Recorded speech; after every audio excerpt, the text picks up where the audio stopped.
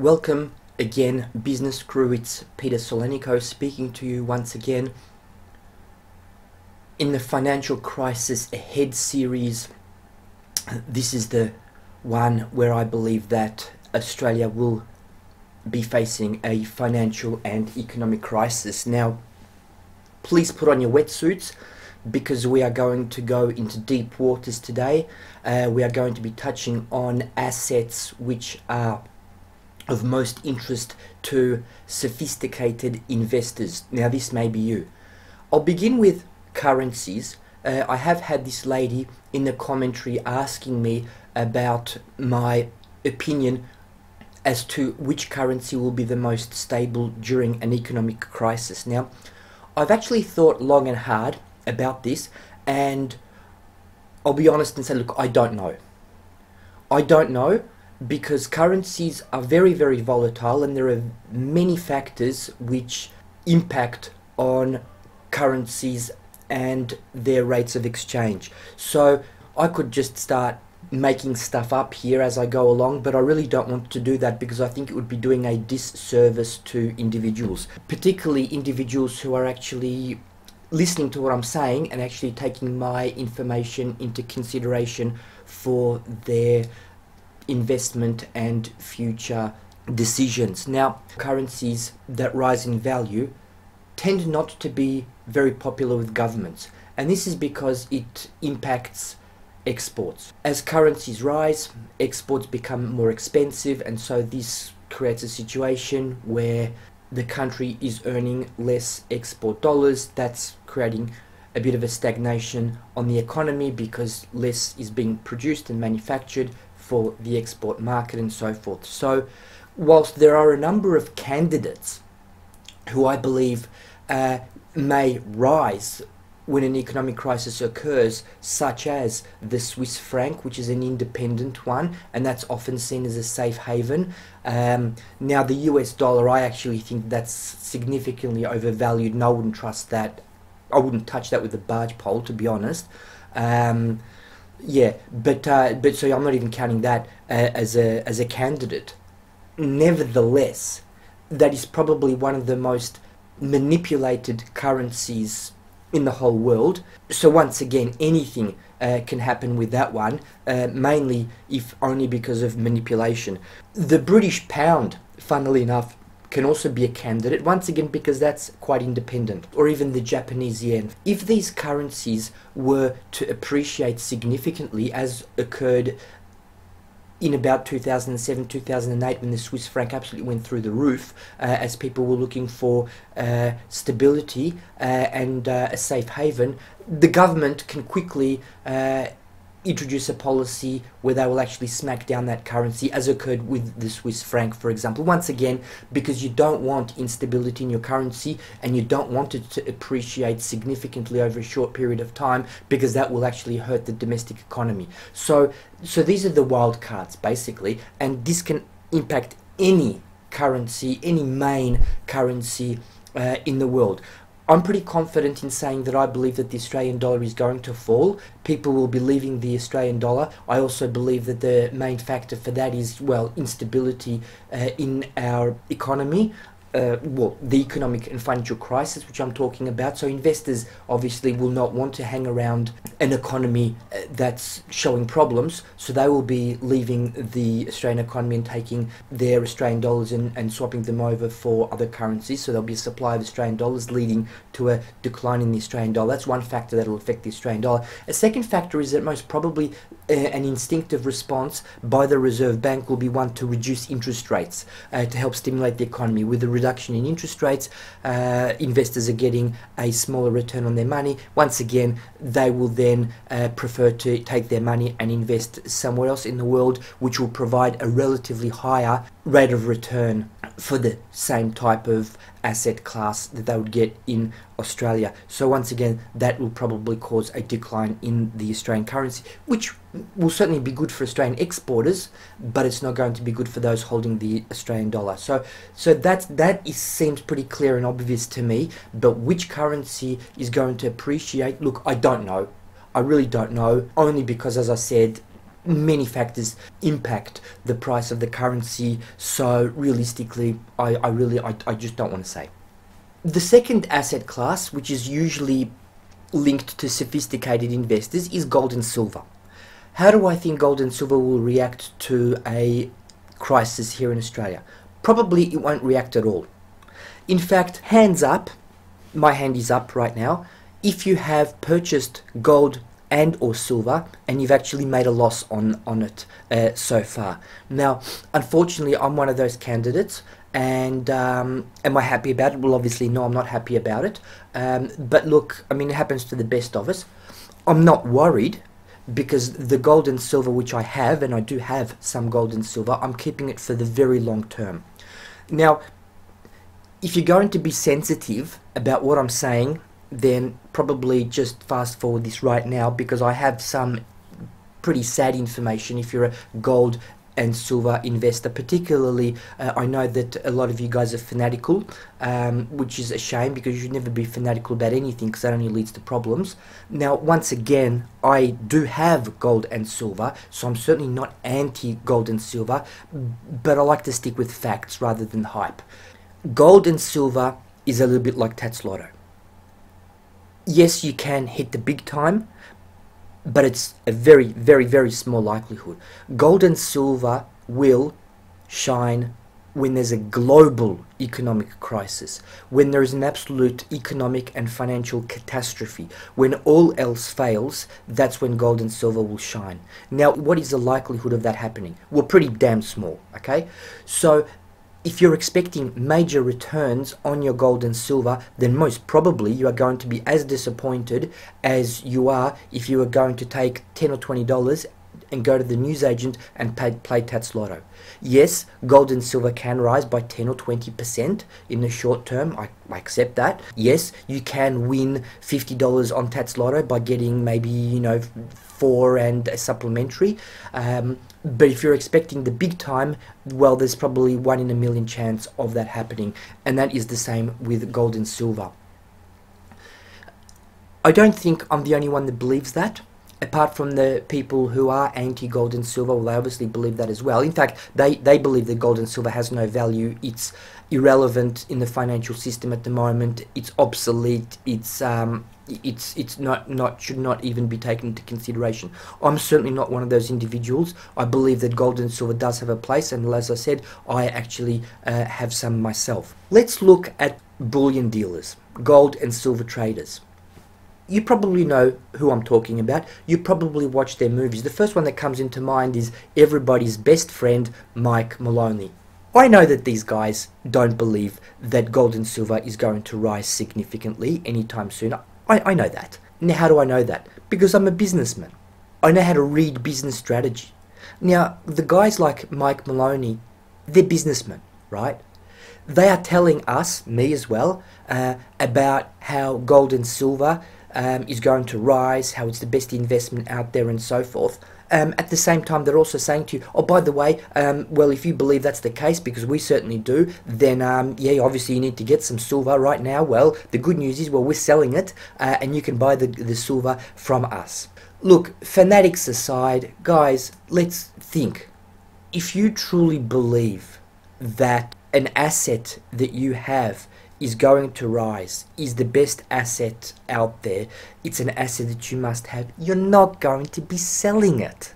I have had my silver for a number of years now, and I have heard for years and years about how gold and silver is going to go up. Yes, it has gone up, if you relate it back to 10 or 15 years ago, but so have most other assets. So you need to keep that into perspective. But just understand that the guys like Mike Maloney have been pushing gold and silver 10 years ago, 5 years ago, 3 years ago, 2 years ago, 1 year ago, and they're going to be pushing it in 6 months, in a year, in 2 years' time. They have been making money on every single transaction.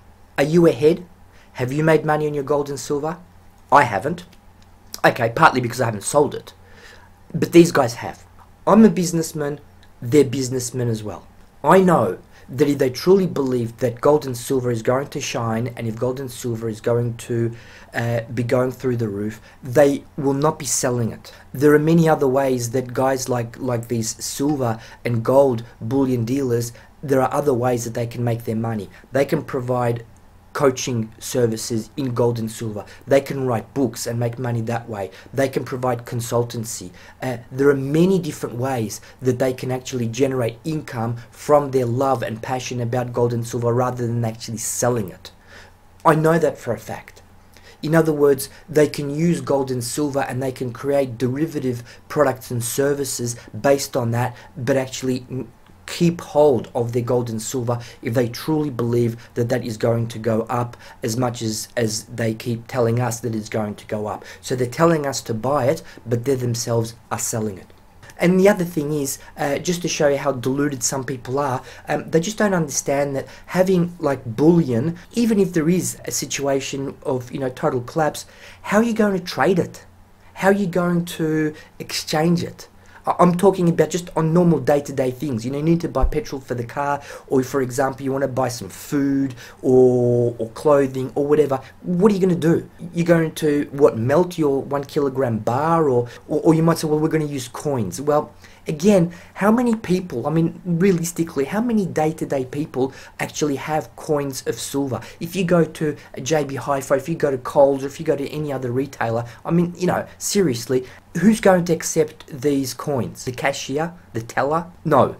So, not really practical to use it for day-to-day transactions I'm talking about. So, again, I'm contradicting what a lot of these gold and silver pushers are talking about, but they never discuss things like that.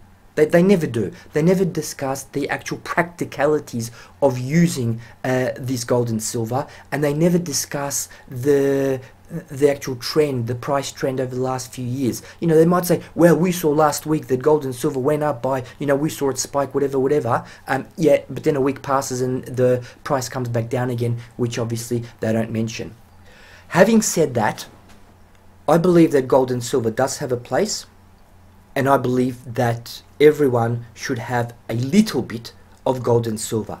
The difference between myself and gold and silver fanatics is that I'm not spending all of my disposable income and stocking it, and hoarding it. To me, that's pretty much like spending all your disposable income on Tats Lotto tickets. I think that's just basically silly, and I think that's not realistic. And once again, let's ignore the hype for a second and let's reflect and have a look at the performance of gold and silver over the past 2 years, 3 years, 5 years, 10 years, and so forth, 15 years, 20 years. Let's take a look at the longer term perspective, and obviously let's have a look at it over the next 6 months, 1 year, and so forth. So to sum up, gold and silver, don't believe the hype, have a little bit of it, and have it there in an extreme case. And the likelihood of a seriously extreme case is very, very small. Now finally, let's talk about the share market. If you have the same belief as I, that we're going to have a crisis, it's going to be led by property declines. Obviously, very closely linked to that are the banks and the financial sector. They've got a major stake in property. They've got a major stake in lending for property. If the property market collapses, it doesn't have to collapse. It can go down by 10 or 20 or 30%, whatever. That's obviously going to take a lot of the investors with them. That's going to create major issues for the borrowers who borrowed for that. That's going to bring the banks down, and that's going to bring the share market down. If you believe that is going to be the case, if that's realistic for you, and I think that for most of us it certainly is more than realistic, then what can you do? Well, number one, agree that the share market is going to fall. So if you and I agree that the share market is going to fall, well, clearly you don't really want to keep your shares. You don't want to hold any asset which you believe is going to lose in value. Just get rid of it, sell it. If you're not sure, if you're sitting on the fence and you're thinking, geez, I'm getting a good return on my dividends, or I've got a self-managed super fund, or I'm concerned that there could be more upside, then there is a middle of the ground tactic which you can use. Now, number one, if you're talking about funds, and if you've got money in a fund, whether it's a superannuation fund or it's your own personal fund or whatever, and if you have a large amount of your money on the Australian share market, what you can always do, you can speak to your financial advisor and you can actually ask them to alter the fund for you and basically move it to a different fund that does not have exposure either to the Australian market or even to the international share market. There are various funds and they invest money in various forms of assets, including gold and bullion and precious metals. There are funds like that. So what you can do is you can actually keep your money invested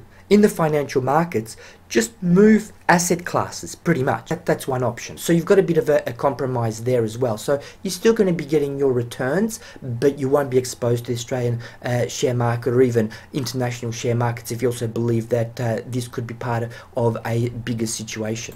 Now, another middle of the ground or a compromise situation is options. In this case, put options. Now, put options is actually quite a big topic in itself, and what I will do, I will actually discuss put options in a little bit more detail in the next podcast that I do, which will be podcast 4.1.3. But I'll just be very brief about options now. You can use options as an investment tool for two types of strategies. Number one, for speculation, where you can make money, and boy, can you make a lot of money on options. Or number two, you can use it as a risk hedge.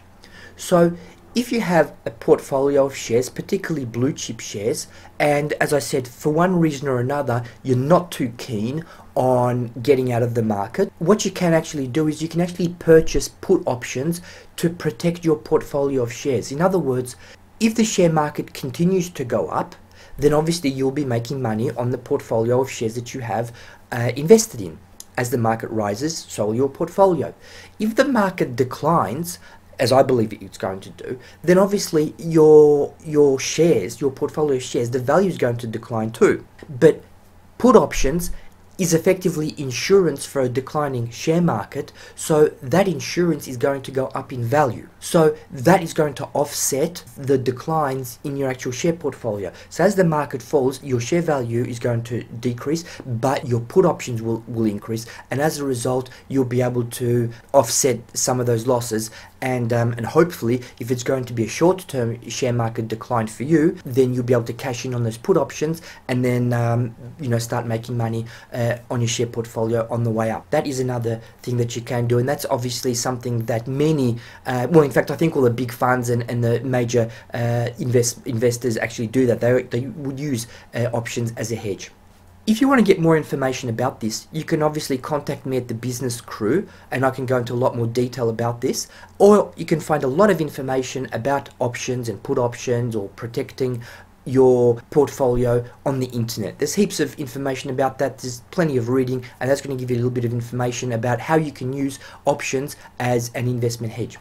The second option, for a better word, is using options for speculation. In other words, I believe that the share market is going to go down.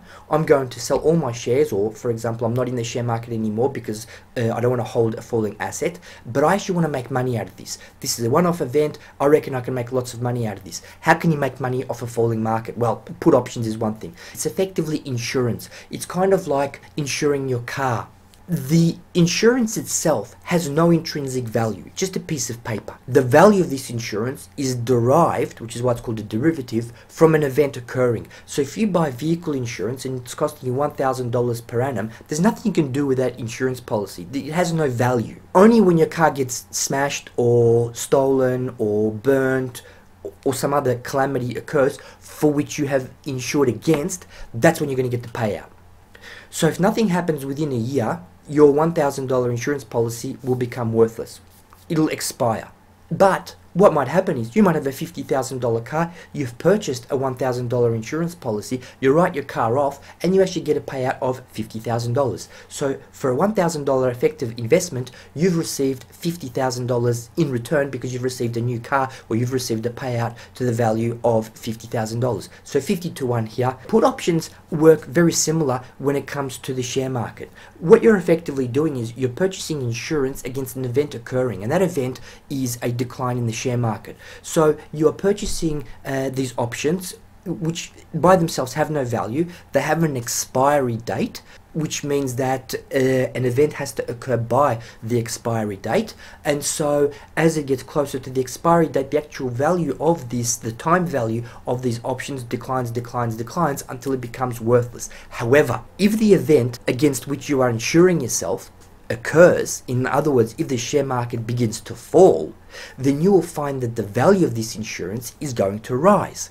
So if you live in one particular suburb and you're insuring your car, and then you are then moving to another suburb which has a lot of crime, then when you ring up the insurance company and say, look, by the way, I've just moved to this, well, pretty, you're not going to say a shitty suburb, but you'll mention the name of the suburb, and the insurance guy will say, oh man, that's a really shitty suburb, and he'll start putting that into the computer and find, wow, the risks are considerably higher that something's going to happen to your car. The premium is going to go up. You're going to have to pay more for it because the likelihood of something happening to your car rises, so that insurance is going to increase in price. The same occurs with the put options. As the share market begins to decline, the chances are of you getting a payout increases, and so the value of this insurance rises as well. So if you've got reasonably good timing, what can happen is you might purchase a number of put options at 20 cents, and you might find that you can offload them for $1 or $2 or $3 or $5. You can make 10, 20, 30, 50-fold increase. So that's a massive return.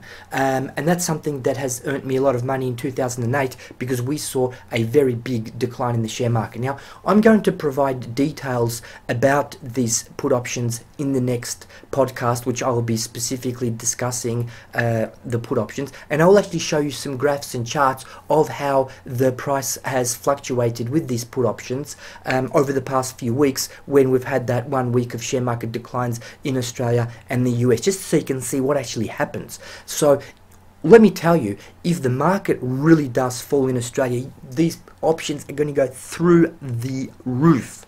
They're going to go absolutely ballistic. And that is one way you can make a lot of money in a very short amount of time with these put options. Again, that's if you want to speculate on them. Highly risky, very stressful, and you can blow all of your dough because you're effectively buying an asset class which has no value in itself. It's a derivative. The value is derived from in this case, an event, okay? And it has an expiry date, so time is working against you. On the other hand, you can use the same asset as a form of insurance, as a hedge against your portfolio of shares. So there's a bit to these options, and as I said, if you want to get more information about it, if you're not familiar with it, speak to me personally. We can have a consultation there. So there it is, a few more strategies here when it comes to protecting yourself against the economic and financial crisis in Australia. We've talked about currencies. Unfortunately, nothing definitive there. I've talked about gold and silver. Once again, if you're putting a lot of hope in gold and silver to save you against the financial crisis in Australia, look, realistically doesn't look like that to be the case. So just a few things to consider there. And look, please wait for the next podcast where I'll be talking about the put options, but in a little bit more detail.